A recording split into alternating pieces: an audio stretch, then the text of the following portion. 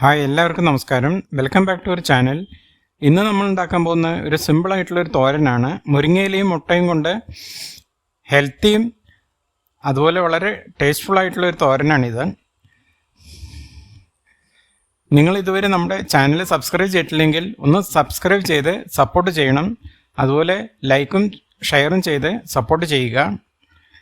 ഇനി നമ്മൾക്ക് തോരൻ ഉണ്ടാക്കാൻ വേണ്ടി തുടങ്ങാം. അതിനുവേണ്ടി ഒരു പാൻ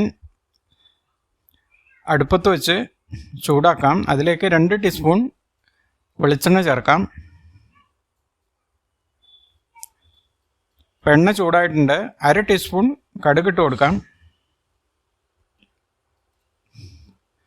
കടുക് പൊട്ടുമ്പോൾ ഒരു 10 ചെറിയ ഉള്ളി ചെറുതായി അരിഞ്ഞത് ചേർത്ത് കൊടുക്കാം. ഉള്ളിയുടെ കൂടെ 2 പച്ചമുളക് ചെറുതായി അരിഞ്ഞതും ഒരു 4 വെളുത്തുള്ളി ചെറുതായി അരിഞ്ഞതും ചേർത്ത് കൊടുത്തിട്ടുണ്ട്. ഇതെല്ലാം ഒന്ന് മൂപ്പിച്ചെടുക്കാം. അതിനുശേഷം ഇതിലേക്ക് 1/2 ടീസ്പൂൺ മഞ്ഞൾപ്പൊടിയും 1/2 ടീസ്പൂൺ മുളക് പൊടിയും ചേർത്ത് കൊടുക്കാം.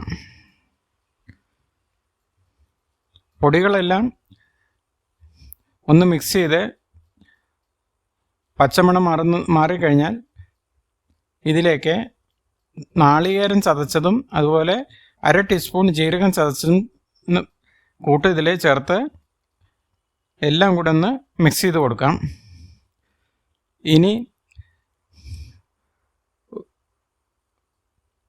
കുറച്ച് മുരിങ്ങയില, അതായത് ഒരു 4 പിടി മുരിങ്ങയിലയുണ്ട്. ഇതെല്ലാം 2-3 പ്രാവശ്യം നന്നായി വെള്ളത്തിൽ കഴുകിയെടുത്തതാണ്. ഇതിട്ട് കൊടുക്കാം. ഒരു 5-6 മിനിറ്റ് അടച്ചു വെച്ച് വയ്ക്കാം. മുരിങ്ങയിലേക്ക് അല്പം വേവുണ്ട്. ഇതിൻ്റെ ഇടയ്ക്കൊന്ന് ഞാൻ ഇളക്കി കൊടുത്തിരുന്നു. ഇനി ആവശ്യത്തിനുള്ള ഉപ്പ് ചേർത്ത് കൊടുക്കാം. ഇപ്പം മുരിങ്ങയില നന്നായി വെന്ത് വന്നിട്ടുണ്ട്. ഇനി ഇതിലേക്ക് 3 മുട്ട കുരുമുളകും ഉപ്പും ചേർത്ത് അത് കുറച്ച് മഞ്ഞൾപ്പൊടിയും ചേർത്ത് മിക്സ് ചെയ്തെടുത്തതാണ്. ഇതിലേക്ക് ചേർത്ത് ഇളക്കി യോജിപ്പിച്ചെടുക്കാം. 2-3 മിനിറ്റ് മതി മുട്ട വെന്ത് കിട്ടാൻ. എല്ലാം കൂടെ നമുക്കത് ചേർത്ത് ഇളക്കി വേവിച്ചെടുക്കാം.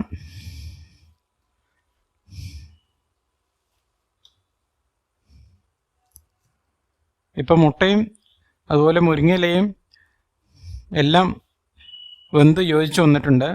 ഇത് വളരെ ടേസ്റ്റിയും അതുപോലെ നമ്മൾ ഹെൽത്തി ആയിട്ടുള്ളൊരു തോരനാണ്. ഇത് ചൂടോടെ നമുക്ക് ചോറിൻ്റെ കൂടെയും അതുപോലെ ചപ്പാത്തിയുടെ കൂടെയൊക്കെ കഴിക്കാവുന്നതാണ്.